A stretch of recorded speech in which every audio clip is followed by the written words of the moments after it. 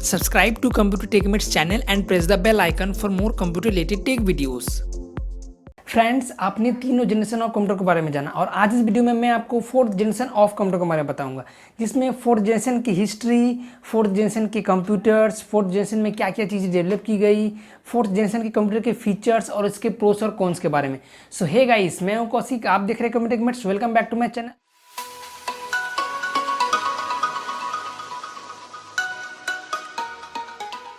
तीनों जनरेशन का वीडियो आप मेरे चैनल की वीडियो लिस्ट पर जाकर देख सकते हैं और अब आते हैं सीधे पॉइंट पर, fourth generation of computer.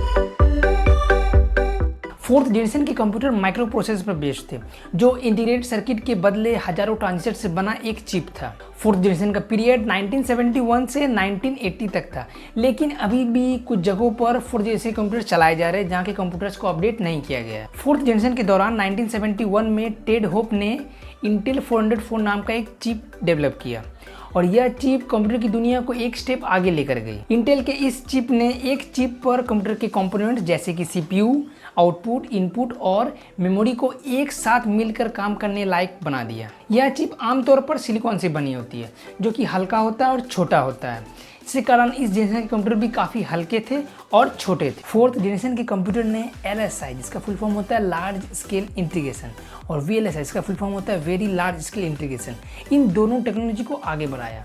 Large scale integration में बड़े पैमाने पर सिलिकॉन से बने एक चिप पर हजारों ट्रांजिस्टर को ऐड करके एक चिप बनाने के प्रोसेस को लार्ज स्केल इंटीग्रेशन कहा गया है। और VLSI, जिसका फुल फॉर्म होता है वेरी लार्ज स्केल इंटीग्रेशन, इसका मतलब कई बड़े पैमाने पर IC यानी कि इंटीग्रेटेड सर्किट से बने एक चिप पर हजारों ट्रांजिस्टर को ऐड करने के प्रोसेस को VLSI कहते हैं। VLSI LSI का एडवांस लेवल है, यानी कि लार्ज अमाउंट ऑफ छोटे छोटे ट्रांजिस्टर को एक चिप पर, एक सिलिकॉन के बने चिप पर ऐड करने के प्रोसेस को VLSI कहा गया है। इस दोनों टेक्नोलॉजी ने, LSI और VLSI, सिलिकॉन से बने एक छोटे से टुकड़े पर हजारों ट्रांजिस्टर को ऐड करके एक चिप बनाने का फॉर्मूला दिया, जिसके कारण इस जनरेशन के कंप्यूटर का साइज कॉम्पैक्ट हो गया, यानी कि छोटा हो गया।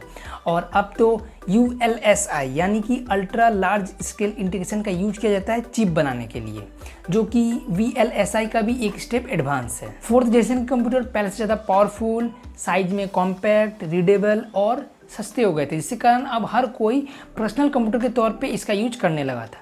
इसके अलावा मशीनी भी चीज़ें कुछ डेवलप हुई, जैसे कि hard disk, keyboard, mouse, printer, इन सब चीज़ों का डेवलपमेंट हो चुका था। और एक मोस्ट इम्पॉर्टेंट चीज़ का भी डेवलपमेंट हुआ, जिसका यूज अब हर कोई करता है।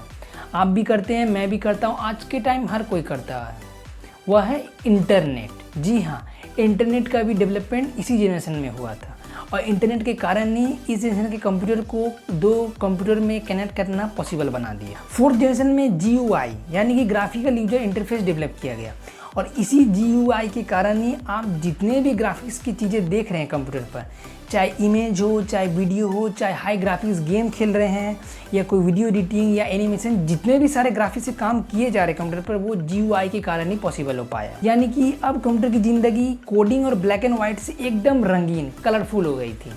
ये जो वॉलपेपर देख रहे हैं, ये भी GUI के कारण ही पॉसिबल है, अदरवाइज ये ब्लैक एंड व्हाइट और कोडिंग की तरह दिखेगा। इस जनरेशन में time sharing, real time networking, operating system का भी यूज किया गया। साथ ही कई बड़े प्रोग्रामिंग लैंग्वेज जो आप भी सीखना चाहते हैं या सीख रहे होंगे, C++, जावा, वेब पेज लैंग्वेज, HTML, ये सब डेवलपमेंट किया गया। फोर्थ जनरेशन में मशीन लैंग्वेज और असेंबली लैंग्वेज को छोड़कर हाई प्रोग्रामिंग लैंग्वेज में इंस्ट्रक्शन और कोड्स लिखे गए थे। इस जनरेशन में माइक्रो प्रोसेसर यूज होने के बाद ऑटोमेशन, वर्ड करेक्शन, रिपोर्ट तैयार करना, स्प्रेडशीट यानी कि एक्सेल शीट तैयार करना और एक क्वेरी लैंग्वेज को तैयार करना शुरू कर दिया था, जो कि हाई प्रोग्रामिंग लैंग्वेज थी। इस चिप के कारण कंप्यूटर के सभी components, input, output, CPU, memory को एक साथ एक ही जगह पर कंट्रोल किया गया था।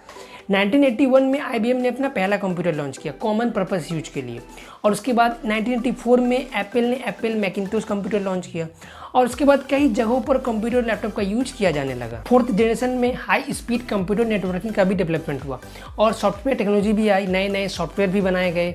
इस जनरेशन में पर्सनल कंप्यूटर के लिए सभी बड़ी कंपनियों में नए ऑपरेटिंग सिस्टम जैसे कि MS-DOS, MS विंडो का यूज किया जाने लगा और उस टाइम यूनिक्स ऑपरेटिंग सिस्टम भी काफ़ी पॉपुलर हो गया था। फ्रेंड्स, अब जानते हैं फोर्थ जनरेशन में कौन कौन से कंप्यूटर डेवलप किए गए।